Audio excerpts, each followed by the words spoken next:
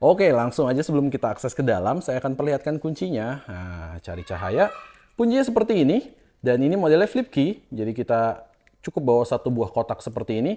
Memang di tahun ini belum ada yang keyless satupun ya, di varian apapun, itu baru ada di improvement. Ini sebenarnya sudah memakai casing rubber seperti ini. Kita tarik, dan kita langsung perlihatkan door trimnya terlebih dahulu. Nah, jujur untuk door trim ini saya amazed dengan bahannya dan juga konfigurasi warna sebelum facelift ini ya. Yang pertama di bagian atas ini ada warna coklat gelap, nah dengan soft touch, wow, dan juga ada stitching yang asli. Karena beberapa pabrikan ada yang fake stitching gitu ya, jadi palsu stitchingnya, cuman cetakan plastik. Di bagian bawahnya di sini ada ornamen yang sebenarnya senada dengan di dashboard dalam nanti ya. Nah, yang di sepanjang situ. Karena memang ini sekaligus pembeda di antara varian masing-masing ya, atau trimnya ya, dari S, C, dan L itu berbeda. Kalau yang di C seperti ini, seperti polkadot saya bilang ya. Dan di bagian bawahnya ini masih ada penampang lagi yang diberikan soft touch, warnanya jadi beige, dan ini ada stitching yang asli juga.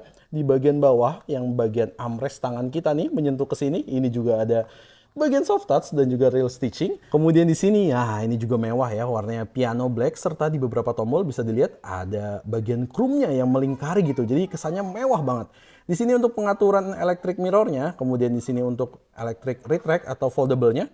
Nah, jadi memang si foldable ini akan otomatis melipat ketika kita mengunci pintu ya. Dan di sini ada untuk mengunci pintu kita, dan di belakang ada mengunci jendela kita.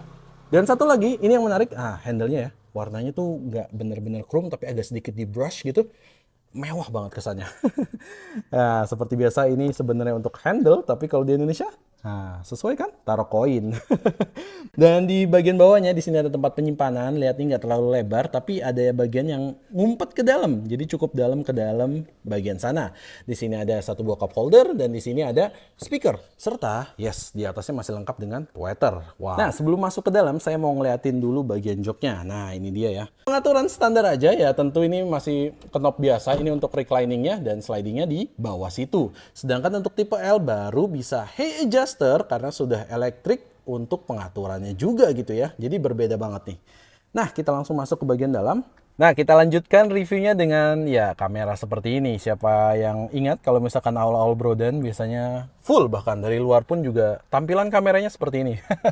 Tulis dong di kolom komentar kalian lebih senang mana, review interior dengan seperti ini. Jadi lebih enak aja gitu, bisa menjelaskan dengan langsung ke bagiannya.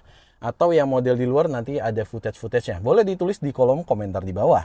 Dan lanjut kita omongin sebelah kanan, ini juga yang menjadi pembeda di antara trim level. Karena untuk S, C, dan L itu berbeda semua. Kalau yang di C seperti ini, nah yang saya bilang tadi polkadot ini sepertinya lebih tepatnya garis-garis gitulah ya yang banyak. Kemudian di bawahnya ini saya suka banget dengan ornamen chrome yang sebenarnya seperti silver brush gitu ya lebih tepatnya ya. Jadi nggak terlalu menyilaukan, malah menambah kesan mewah kalau saya lebih suka nih kayak industrial gitu lah ya. Di sini untuk open close air-nya ya. Jadi bisa kita akses nih diputar caranya ataupun ini untuk mengarahkan arah semburan kita. Kemudian di bagian bawah ya di sini ada satu buah dummy tombol dan di sini ada traction control. Kalau misalkan di 1500 baik tipe S ataupun tipe C sebagai varian paling tingginya ini hilang. Kemudian di sini untuk ya mematikan atau menyalakan air conditioner yang di belakang. Jadi blowernya cukup kita akses dari sini. Kalau mau kita matikan, ini lumayan banget membantu. Biasa MPV memang suka ada seperti ini sih. Kemudian di sebelah kanannya ini ada headlamp leveling ya. Dan sisanya di bagian bawah ini ada card holder yang mana ada 2 level ya. Jadi kalian bisa simpan kartu e-tol kalian di sebelah sini. Sebentar. Cahayanya.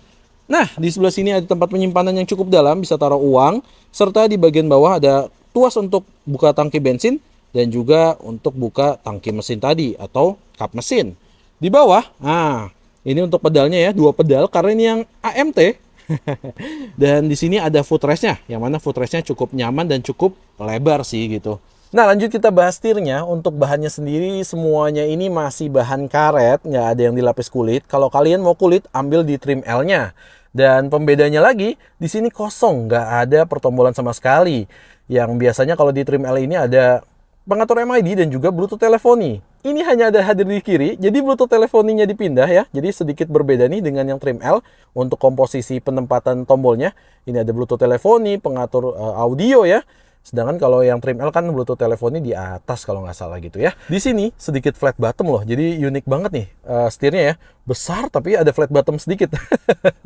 Dan kemudian di sini masih ada ornamen ya silver seperti ini ya. Jujur kalau silvernya ini kurang matching sama warna coklatnya. Untuk pengaturan sendiri, nah pengaturan yes khasnya Cortez sampai ke generasi terbaru kalian tidak akan mendapatkan yang namanya teleskopik. Ini hanya tilt saja. Dan tiltnya sendiri ada defaultnya di tengah ya. Jadi dia akan balik ke tengah seperti ini. Seperti itu. Ya, walaupun posisinya itu bisa dibilang kurang ergonomis. Tapi memang ini sudah jauh lebih baik ya kalau saya bilang dibandingkan dengan Convero. Dan ya karena saya sekarang daily-nya masih pakai Suzuki ya. Dan Suzuki itu sama sebenarnya. Tipe setirnya seperti ini. Jadi setir itu ada yang saya rasakan ada yang lurus ke depan, enak banget, rasanya kayak expander gitu ya, atau yang agak miring sedikit seperti ini, agak miring ke depan gitu ya. Nah itu saya sebenarnya kurang paham deh. Kira-kira bener nggak gimana teman-teman sekalian? Ada yang ngerasain hal itu juga? Nah langsung aja kita bahas untuk bagian speedometer. Terlihat lebih sederhana, kenapa? Karena layar tengahnya kalkulator, dan aksesnya bisa kita akses di sebelah sini. Yang pertama informasi di tengah itu ada bensin kita ya, posisinya sudah digital, hanya bar saja. Kemudian beralih ke bagian sini dulu, ini ada penunjuk posisi persneling kita, di sebelahnya ada odometer, dan di bawahnya ada temperatur yang bentuknya juga digital gitu ya, tapi masih bar, jadi kelihatan nih posisi panasnya mesin kita. Nah, sisanya di sebelah kanan, dialnya aja biasa standar ini untuk speedometer, dan di sebelah kiri untuk RPM-nya. Serta di sini ada penunjuk ya, atau pengingat untuk seat belt, baik sisi driver maupun sisi penumpang, dan juga di sana ada lambang rem parkir. Nah, kalau kita akses, ini yang pertama ada average consumption BBM ya, yang mana ini 6,1 ya. Selain karena mungkin saya standby dari tadi suka nyalain mobil, ya memang konsumsi BBM-nya kita harus memposisikan diri bahwa inovasi ya, bukan LMPV. Itu aja mindset ya. Dan ini ya tadi ya, odometernya baru di 48.994. Kemudian kalau kita akses, diganti, nah ini ada instan, ini real time konsumsi BBM ya tepatnya ya. Kemudian di sini ada range atau sisa berkendara kita berapa kilometer lagi. Kemudian di sini ada ya mengaktifkan dan tidak mengaktifkan ini warning di seat belt. Kemudian ya di sini ada speedometer digital entah kenapa. Kemudian di bawahnya ada trip yang mana nggak ada trip A trip B, hanya trip saja. Jadi hanya satu saja ya. Dan terakhir ini nih adanya TPMS. Wow, ini sih fitur yang cukup lumayan menurut saya. Jadi kita bisa lihat nih tekanan dari masing-masing ban kita. Ini sih luar biasa. Itu nggak kalian dapetin di tipe S ya, jadi hanya untuk tipe C ke atas. Dan untuk tipe L, jelas MID-nya TFT full color, beda nih. Nah lanjut kita bahas bagian tengah. Bayangin nih, 2018 kalian dapetin head unit yang floating seperti ini. Ini sih ngingetin kita sama BMW ya, Eropa lah pokoknya. Atau kalau Jepangnya mungkin Mazda gitu ya. Dan ketika posisi standby seperti ini ya, ini ada informasi tentang jam lagi dan juga tanggal. Kalau kita nyalakan, langsung ada beberapa konektivitas dari head unit ini. Pertama dari SD card, kemudian bisa Bluetooth ya, AUX, link, iPod, dan USB. Jadi untuk konektivitas ke smartphone mudah banget. Dan juga ini ada mirroring ya. Sehingga layarnya harusnya bisa terkoneksikan dengan head unit di depan. Serta ada radio sebagai standar bawaan tadi yang ada suaranya. Kemudian di sini ada tone. Yang mana kalau yang tahun 2018 ini ada tuningan by Yamaha. Jadi bisa customer pilihan kita atau yang sudah dituning oleh Yamaha. Wow. Oke. Kemudian di setupnya ini ada bisa diredupkan juga ternyata. Waktu itu saya bilang di 2022 yang lama mungkin nggak bisa, ternyata masih bisa tuh. Ada night mode-nya. Ini lumayan ngebantu karena ini kalau malam hari cukup silau saya rasakan gitu ya. Dan juga sisanya bisa kalian matikan saja seperti ini. Jadi nggak mengganggu pandangan kalian. Walaupun begitu, suara akan tetap hadir ya, walaupun layarnya mati seperti ini. Jadi masih mode standby kalau itu. Beda dengan kita matikan. Nah, munculnya jam. Itu suaranya otomatis akan mati. Di bagian tengah, kisi AC cukup besar dan menyambung ya. Di sini ada lagi nih ornamen black piano. Kemudian ya, sambungan ornamen ciri khas dari setiap trim ya. Sampai pojok sana. Dan di sebelah sini kisi AC-nya cukup lebar. Bisa diatur kanan kiri dan di tengah. Wah, signature nih. Signaturenya Wuling punya jam seperti di mobil-mobil mewah. Tapi di situ lihat, ya judulnya sih atau mereknya Wuling ya. Dan sayangnya saya nggak suka dengan ornamen chrome-nya, dimana juga ornamen chrome ini di beberapa unit Cortez saya lihat sudah mulai ngelupas kalau yang mungkin kilometernya tinggi gitu ya, atau mungkin yang sering tersentuh dengan tangan. Kemudian di sini ada tombol hazard. Tombol hazardnya mewah, rasanya empuk, jadi nggak biasa. Dan lanjut ke bagian AC, ini pula yang membedakan dari trim bagian atas maupun bagian bawah, yakni trim S dan trim L. Kalau khusus untuk tipe C, modelnya seperti yang trim L, tapi ada bedanya nih. Di sini untuk temperatur ini hanya bar. Nah, kalau diputar hanya bar ya. Sedangkan kalau tipe L itu di sini sudah bisa dibilang full digital karena angka menggunakannya ya. Jadi kayak remote AC gitu ya, AC rumah. Dan kalau misalkan di kiri sama aja dengan yang tipe L, ini masih mengatur speed fan-nya, itu pun sudah angka. Dan di sini untuk modenya lengkap banget ya arah semburannya ya, kepala ke kaki aja, ke kaki ke atas dan ke kaki gitu ya, serta ke depan aja. Ya pokoknya ini lengkap banget. Sayangnya belum ada heater aja kurangnya. Open close area di sini ya, bisa diakses. Dan ini jujur tombol-tombol ini rasanya enak banget. Jadi walaupun digital, saya lebih seneng yang tetap ada tombol physical button. Ini rasanya mewah, serta putar-putarannya itu rasanya lembut ya. Walaupun sayangnya nggak ada suara. Biasanya kalau yang agak mewah itu diputar klik klik klik klik kecil gitu ya, ada suara klik kecil gitu. Wah, itu rasanya udah mewah banget sih, lebih feel banget gitu ya kalau lagi muter. Nah, kemudian memang di sini nggak ada defogger belakang ya, tapi di sini adanya defroster nih. Jadi langsung menyemburkan dari kisi AC di sebelah sini. Lumayan buat ngilangin kabut gitu ya kalau kita lagi di Bandung misalkan gitu ya. Lanjut ke bagian bawah, di sini ada tempat penyimpanan. Lihat nih, wow, mewah banget ya. Ada tutupnya gini. Kalau dibuka, isinya ada konektivitas nih. Ada 2 buah slot USB, kanan dan kiri, serta aux. Jadi yang satu itu untuk ngecharge, bentar, fokus. Nah, bisa dilihat ya, yang satu untuk ngecharge 2 ampere, yang satu lagi untuk koneksiin ke head unit. Di sebelah sini masih ada juga soket power 12 volt. Jadi kalau kalian punya konektor tambahan, di depan total ada 2 gadget yang bisa di-charge. Di bawahnya ada tempat penyimpanan. Jadi kalau kita nge-charge, taruh gadgetnya di sini. Dan warna black piano ini ya masih lanjut sampai ke belakang. Ini serius saya suka banget, kesannya mewah sekali. Walaupun ya tentunya mudah meninggalkan berkas tangan gitu ya, bercak tangan tuh ya. Tuh saya geser sedikit aja sama tangan ada bekas tangan saya. Tapi yang jelas di sini transmisinya ya inilah dia transmisi AMT, bisa dikenali dari ya penunjuk transmisinya. Karena kalau di AMT itu nggak ada huruf P ya atau parking, jadi defaultnya hanya N di netral. Ini posisinya di N bisa dilihat. Nah, netral ya. Jadi kalau di netral di sini, kemudian kalau kita mau jalan langsung mundurkan untuk masuk posisi D. Kemudian kalau kita mau manual ya, kayak karena ini sebenarnya mobil manual yang dikasih model otomatis, opsi manual bisa kita geser ke kiri dan kita majukan untuk menambah gigi, mundur untuk mengurangi gigi. Kemudian untuk mundur, nah ini seperti mobil manual ya nggak? Jadi kita harus ke sini kemudian ke kanan. Nih, jadi kalau dari D, kita maju ke depan, kemudian ke kanan dan majukan ke depan. Oke deh. Kemudian di sini ada tempat kompartemen terbuka ya, yang kecil aja. Di belakangnya ada 2 buah cup holder yang mana dikelilingi dengan ornamen chrome. Yes, ornamen chrome banyak banget nih. Di sini juga ada sampai di electronic parking brake-nya. Yes, untuk yang tipe C ini sudah electronic parking brake ya. Nggak lagi model Lucky. Itu hadirnya di C tapi yang 1500 cc. Dan di sini juga sudah ada auto hold-nya. Jadi enak banget berkendaranya. Kemudian di bagian belakang sini ada armrest yang proper menurut saya karena tangan saya tersangga dengan baik. Beberapa mobil itu armrest posisinya terlalu rendah jadi nggak berfungsi gitu ya.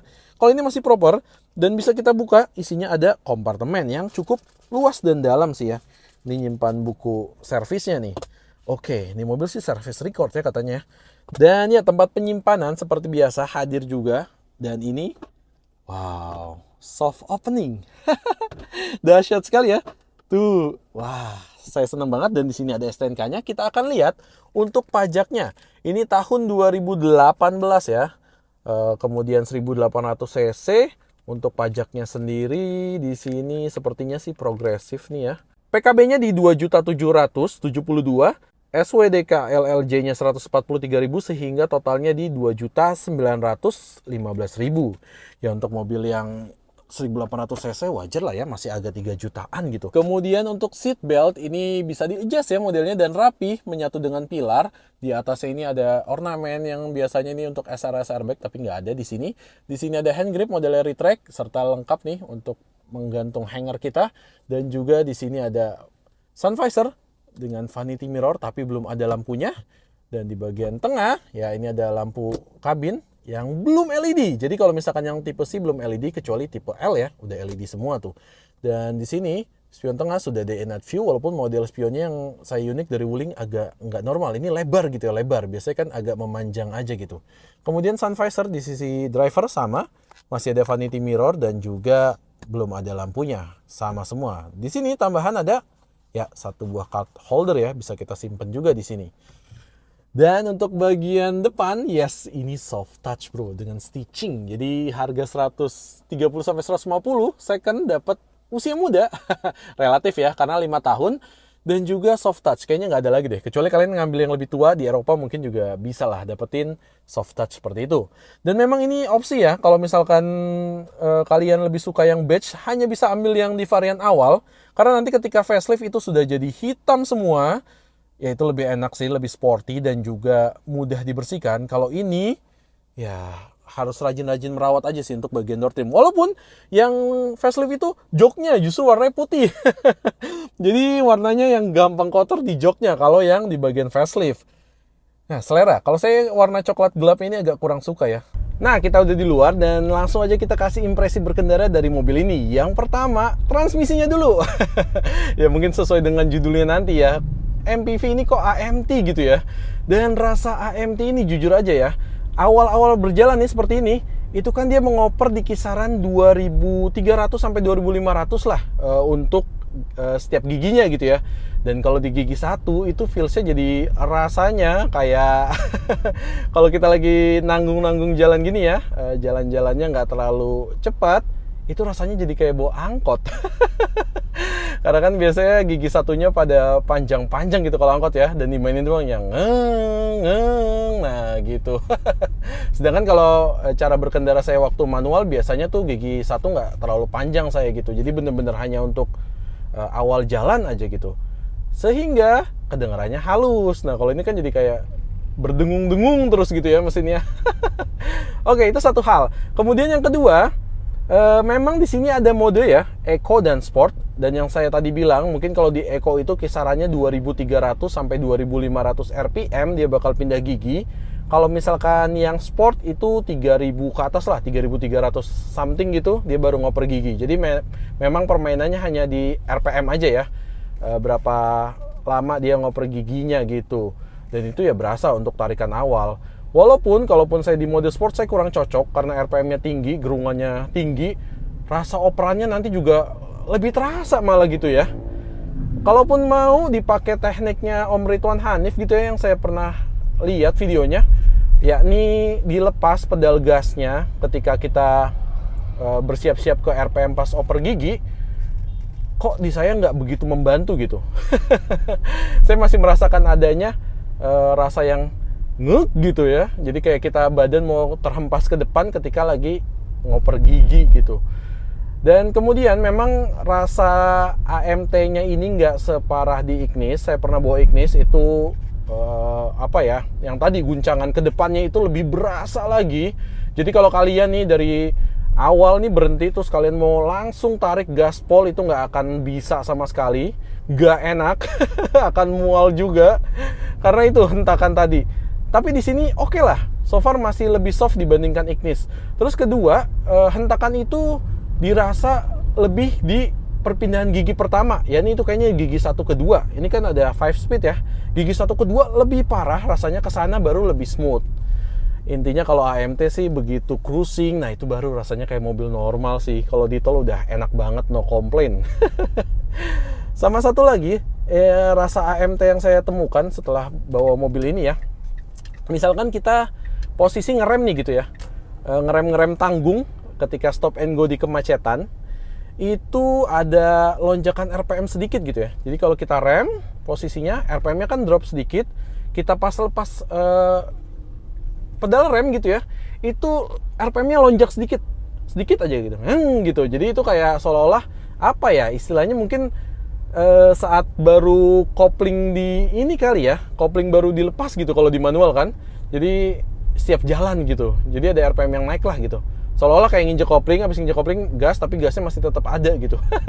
Kayak gitu rasanya sih yang saya bisa deskripsiin. Dan kemudian di Wuling ini memang ini service record ya, 5 tahun sampai dengan 49.000 kurang lebihnya. Ini so far yang diganti ternyata banyak juga, walaupun semuanya masih tanggungan dari Wuling. Mulai apa? Mulai dari rack steer sudah pernah ganti baru. Kemudian blower AC sudah pernah ganti katanya. Apanya ya? Kalau nggak salah tuh semacam mesin pemutar si blowernya gitu ya. Kemudian apalagi ya yang diganti baru? Fan belt sudah ganti baru. Artinya ini klaim ya. Klaim warranty gitu. Ya, beberapa part lagi nanti saya akan tuliskan kalau yang saya lupa gitu ya. Cuman yang jelas cukup banyak juga ya klaiman atau barang-barang yang sebenarnya kalau klaim itu otomatis kan cacat produksi sih gitu ya, gitu sih. Ini dari ownernya langsung ya, dan dia service record Wuling ini. Rack steer sudah ganti, jadi ini sudah rack steer baru, makanya ya nggak ada bunyi apa-apa sih sejauh ini saya pakai gitu ya. Dan masalah ngakalin AMT ini saya masih ngerasa best of bestnya adalah masukkan ke mode manualnya ya, geser tuas ke kiri lalu kita atur. Jadi kalau mode manual ini kita kan nggak perlu ngikutin RPM yang di set di komputer, karena kan AMT ini sebenarnya mau transmisi yang manual, jadi bener-bener isinya adalah mesin transmisi manual tapi dikasih modul supaya jadi otomatis gitu ya, yang mana modul itu komputer, jadi computerized. Itu bisa kita abaikan saran computerized dari dia dan kita oper sendiri, itu jauh lebih enak rasanya. Jadi bisa menyesuaikan dan rasa hentakannya berkurang, jauh berkurang. Ya, yang jelas memang pakai AMT di sebuah mobil MPV ya, menurut saya itu perlu skill tersendiri. Karena MPV kan biasanya bawa orang. Nah, kalau kita bawanya nggak nyaman, yang di belakang pasti rasanya mual banget gitu ya. Ya harus adaptasi lagi lah kalau dengan AMT ini, nggak bisa langsung. Jadi beda ya, kalau misalkan kayak kita yang biasa bawa mobil manual, terus kan akhir-akhir ini mobil matic semua, kemudian bawa manual lagi, ya kita kayak penyesuaian, ingat-ingat lagi permainan selaan kopling dan gas gitu ya. Kalau ini beda, jadi nggak bisa disamakan dengan itu. Ini belajar lagi pokoknya. Nah, kemudian transmisi udah ya, yang jelas AMT ini cukup unik, pilihan Wuling di awal-awal generasi Cortez, karena setelahnya sudah CVT. Kalau kalian pengen bawa yang lebih halus ya jelas pilih yang facelift ya, yang sudah di 2019 itu sudah CVT semua dan mesinnya turbo. Dan kalau ini mesin 1800 cc-nya yang saya rasakan ya, itu cukup banget sih untuk bodi yang sebesar ini. Jadi artinya yang menurut saya 1500 memang ngepas. Wajarnya bodi sebesar ini minimal 1800 atau 2000 gitu kan. Bahkan kalau yang 1500 itu kan sokongannya sudah turbo yang baru ya. Jadi ya itu no problem lah, apalagi torsinya besar gitu ya, sampai 250. Dan sisanya selain itu standar Wuling ya. Memang setir Wuling ini semuanya saya rasakan line up-nya enteng-enteng banget, hampir nggak ada rasa. Jadi kalau yang orang suka dengan rasa berkendara ini jangan diharapkan, tapi ini memudahkan sekali ketika kita parkir di mall, itu enak banget, no effort pokoknya deh untuk setirnya. Nah, ini operan gigi pertama secara elektris tadi. Dan kemudian visibilitas standar MPV ya, apalagi Wuling ini kaca kanan kiri depan belakangnya cukup besar. Jadi justru khasnya MPV harusnya seperti ini, kacanya besar jadi visibilitas kita enak ngeliat keluar, terlebih kalau kita bawa keluarga kan, bawa anak kecil seneng ngeliat pemandangan seperti itu. Kemudian juga ya rasa mobil ini tuh sebenarnya enak banget sih gitu loh. Untuk ukuran harganya ya di secondnya 130, enak loh ini mobil gitu loh. Dan suspensinya sendiri, suspensinya juga suspensinya juga rasanya enak, cukup meredam, tergolong empuk, apalagi kalau dibandingkan dengan daily saya ya, misalkan XL7 gitu, daily saya kan XL7 itu ini jauh lebih empuk. Cuman sayangnya joknya ini yang saya rasakan seperti di Wuling REV, cenderung kaku dan memang agak keras jatuhnya sih ya gitu. Jadi mungkin berkat stitching di bagian kulitnya itu sih menurut saya ya. Jadi stitchingnya itu bikin bagian kulit sintetisnya ketarik dan jadi kaku gitu ya, keras gitu. Mungkin kalau bagi yang Wuling Fabric boleh di share pengalamannya naik Cortez apakah jauh lebih empuk. Yang jelas ini sih saya lebih suka fabric. Kemudian untuk lainnya peredaman juga oke, kaki-kaki standar ini sudah pernah ganti depan ya, kanan dan kiri. Gantinya ya karena Wuling itu terkenal spare partnya murah, tapi juga durability-nya tergolong cukup singkat gitu ya. Jadi ini sudah ganti dan ini nggak ada suara, tapi masih ada sedikit suara di belakang. Itu suspensi belakang katanya. Dan ditanya suspensi belakang, OEM-nya berapa? 1,6 juta sepasang. Jadi memang rasanya murah sekali ya untuk spare partnya sebanding dengan durability-nya. Dan ya balik lagi, kalau dari Om Ridwan Hanif sudah menyarankan untuk ganti kaki-kaki depan, dia menyarankan satu brand lokal, katanya kalau ganti itu sebesar 5 juta itu kaki-kaki depan nggak akan ada bunyi-bunyi untuk jangka waktu yang dekat gitu. Jadi bisa cukup panjang lah masa pakainya. Dan terakhir mungkin masalah peredaman, ini cukup banget ya untuk sebuah MPV harga segini gitu. Peredaman di luar cukup tereduksi, nggak terlalu masuk, ya so-so lah, masih ada masuk-masuk dikit wajar. Untuk masalah ban cukup rendah saya rasakan, nggak terlalu masuk rasa suara bannya. Dan yang saya bingung waktu itu kan saya pernah bilang ini ada garis ya gitu, atau sejenis lapisan yang melapisi di bagian karet, jadi seolah-olah 3 lapis. Saya pikir untuk peredaman, ternyata ya bisa jadi itu sebenarnya untuk membersihkan area kaca ya ketika menutup dan terbuka, jadi debu-debu bisa tersapu gitu. Nah, bandingannya oke kok. Dan kalau saya tadi coba bawa agak cukup kencang kemudian belok gitu ya, ya itu jelas body roll, nggak akan bisa dihindari. Jadi khas MPV lah, kalau body rollnya masih ada tapi hanya sedikit, masih bisa diterima banget gitu. Oke, kita langsung aja masuk ke recapnya ya. Wuling Cortez AMT tipe C tahun 2018. Dengan opsional ini ada Lux Plus ya, alias Captain Seat di belakang. Untuk mobilnya sendiri ini udah nggak bisa diremehkan, dari rasa berkendaranya, kemudian rasa bantingan suspensinya, itu semuanya sudah oke ya. Artinya sudah ya bisa dibilang nggak kalah lah dengan Jepang. Cuman memang masalah durability part yang masih perlu dipertimbangkan. Kemudian ya ini kalau yang generasi awal transmisi AMT-nya mungkin bisa opsi pilih manual ataupun ya naik tahun jadi pilih yang CVT. Sisanya mobil ini sangat nyaman banget untuk ukuran sebuah MPV. Sekian aja reviewnya, terima kasih telah menonton dan jangan lupa di like, di komen, serta di subscribe channel ini. Dukung terus channel Bro dan ID, tambah terus subscribe-nya biar saya lebih semangat untuk bikin video. Dan sekian aja videonya, wassalamualaikum warahmatullahi wabarakatuh.